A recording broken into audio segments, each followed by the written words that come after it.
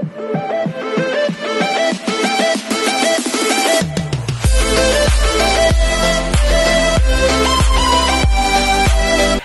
everyone, this is Kikipa Vlogs, the Filipino reactor based here in Saudi Arabia, and welcome back to my channel. Agad-agad gawa natin reaction video ang Ruel Carino's latest performance. Huy, na-miss ko siya. Naghahanap din ako ng mga lumang, baka may mga gigs siya. Sabi ko, wait lang, baka may gigs si Ruel. Baka naman kasi 2 araw siyang wala sa, sa The Clones. Sa Clones dito sa 8 Bulaga. Sabi ko, hala, teka lang, hindi pwede, mami. Charis, pagkatapos akong pakiligin ni Jero, ayan. Nag-ano naman talaga ako. Ganyan talaga, ewan ko. Pagkatapos ako pakiligin ni Ruel, iiwan niya na lang ako ng basta-basta. Kasi yung last performance niya, ang gwapo niya dun sa totoo lang. Hindi ako sure ha, pero if I'm not mistaken, isang beses lang kumanta ngayon si Ruel. Right? Ang alam ko talaga isang beses lang eh. Tsaka wait lang, kung may mga gusto kayong ipa-react sa akin ng mga performances ni Ruel, paki-comment naman yan, ilagay nyo na yung link sa baba, i-comment ninyo para kung walang performance si Ruel or wala akong mahanap na reaction video, pupunta ako sa comment section ng mga video ko sa kay Ruel Carino para makagawa ko ng reaction video kasi ayoko yung tipong isang araw, 2 araw, wala akong upload sa kanya. Kung nakikita niyo yung mga favorite artist ko talaga, ginagawa ko talaga ng reaction video, isang beses, 2 beses, ganon. Kahapon kay Jerome Ebardo, may nakadalawa ako kasi may mga latest siya na mga na performance. Sana ganon din kayo. Sana ganon din kayo kay Ruel na kung may mga latest na ganap.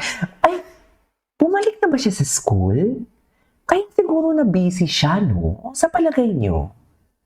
Diba? Anyways, after nito, itatry natin kung may time pa tayo, itatry natin gumawa tayo ng reaction video or hanapin natin yung mga performances ni Ruel Carino sa TikTok. Kasi sa TikTok at Facebook, marami din talaga eh. Pero dito muna tayo sa performance niya for today's video. Kasi alam nyo bakit? Ang gwapo niya. Ang gwapo niya today. Ito yung buhok na gustong-gusto ko sa kanya, yung magulo. Di ba? Hindi naman sa magulo-magulo, pero alam mo yung walang hairspray, hindi yung tipong nakapumada for today's video. Ito yung gusto ko sa kanya. Very baby siya dito. Baby binata.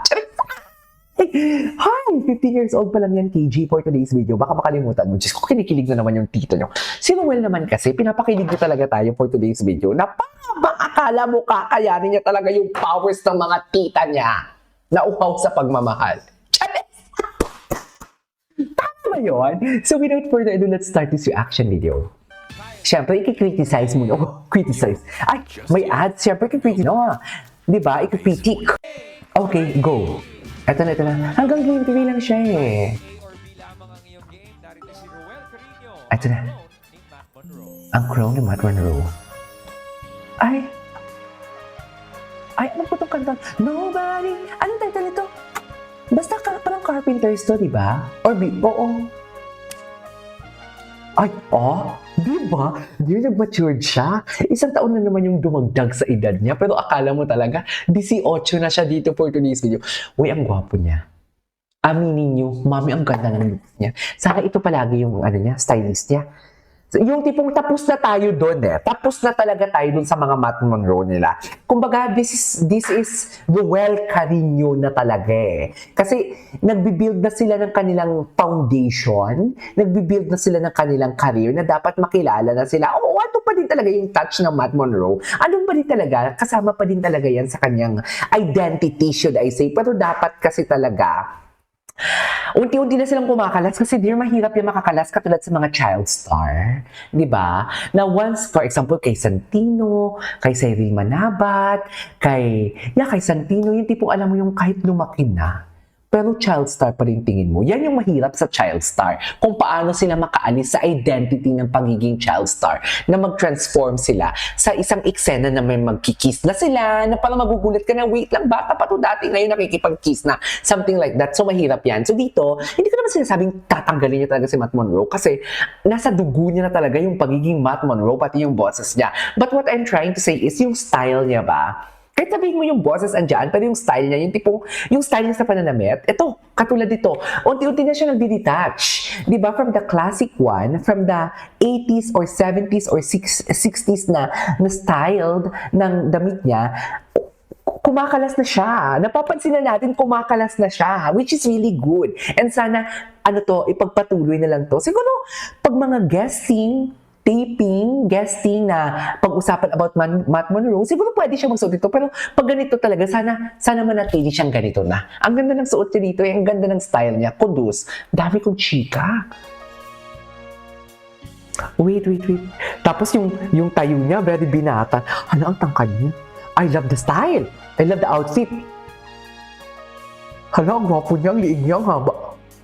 Nobody gets too much heaven no more. It's much harder to come by.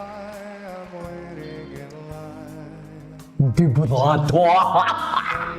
Ay, panas ba kami ng reaction?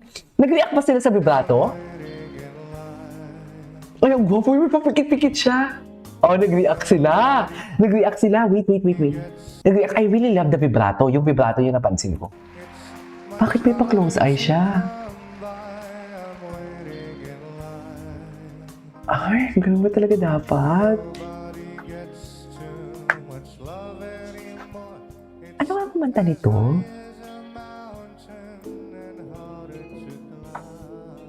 Ay, wow. Ascending, descending. Atake tayo doon.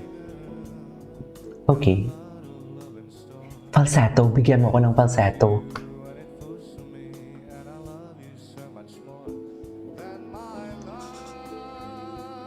Hindi siya nag-falsetto.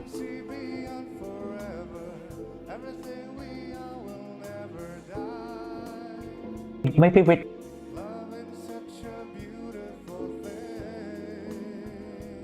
Ganda. Chill. Chill lang yung ano niya.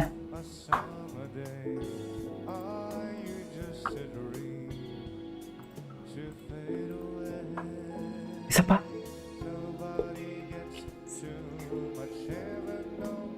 What's the title of this song? I forgot.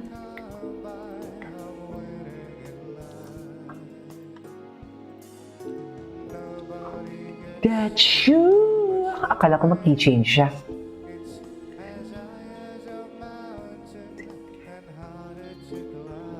Hala, ang gwapo niya. May papikit-pikit ka talaga.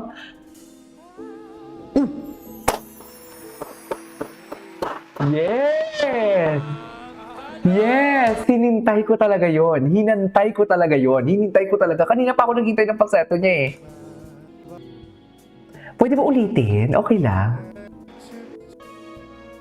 Ulitin natin para hindi ako magdadaldal.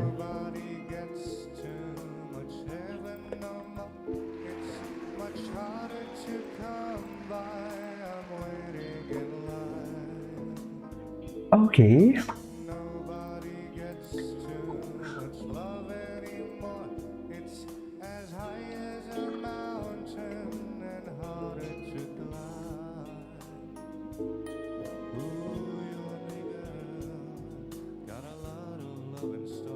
Okay.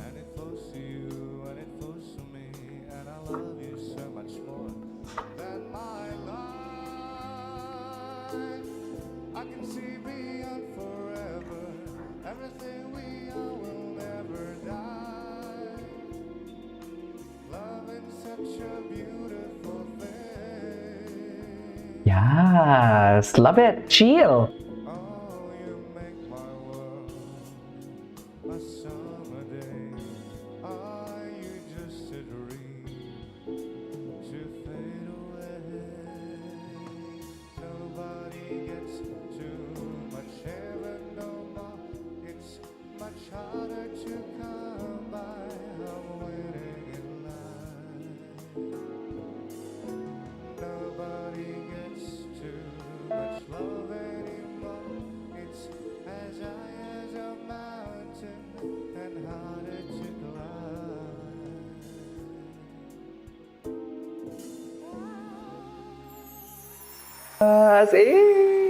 Alright, there you go guys. So this is our for today's video from Ruel Carino. Nag-enjoy naman ako dito. This is KJ Vlogs and see you on my next vlog. Bye!